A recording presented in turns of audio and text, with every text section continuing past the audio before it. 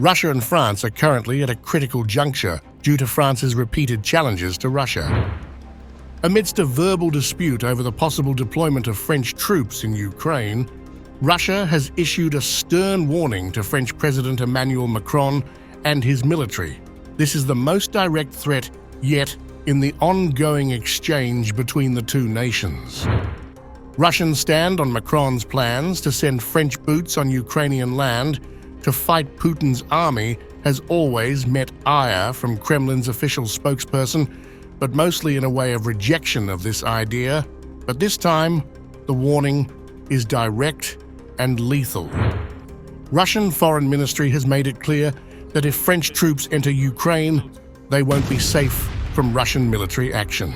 We have made up our minds a long time ago, and if the French appear in the conflict zone, they will inevitably become targets for the Russian armed forces.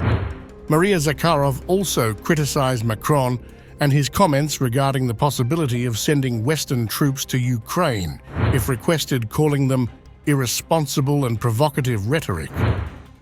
She has also revealed the fact that Russia has observed a rise in the number of French citizens among the casualties in Ukraine. It is characteristic that French President Emmanuel Macron himself explains this rhetoric with a desire to create some kind of strategic uncertainty for Russia. We have to disappoint him. For us, the situation looks more than certain. Macron's recent stand triggered an all-around criticism from the power corridors of Kremlin.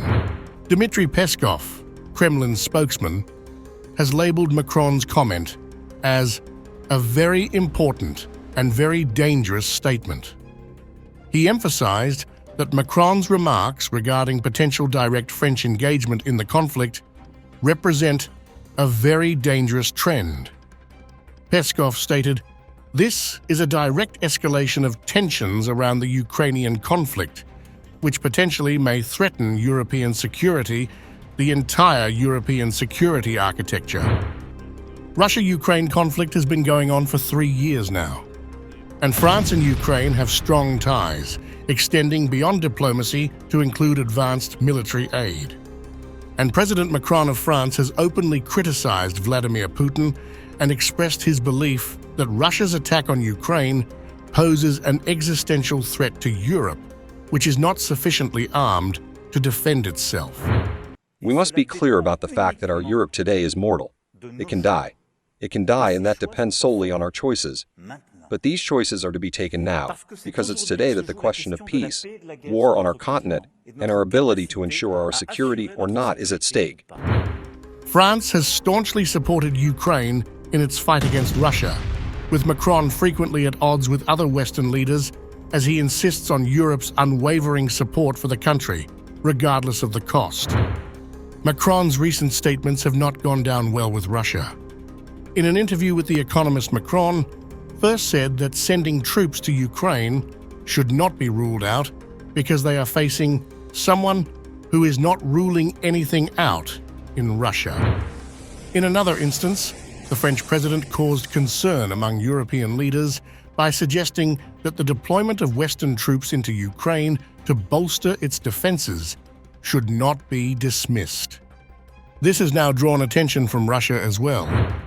Russia called upon the French ambassador in Moscow to denounce Paris's provocative policy following Macron's remarks on the possibility of sending troops to Ukraine.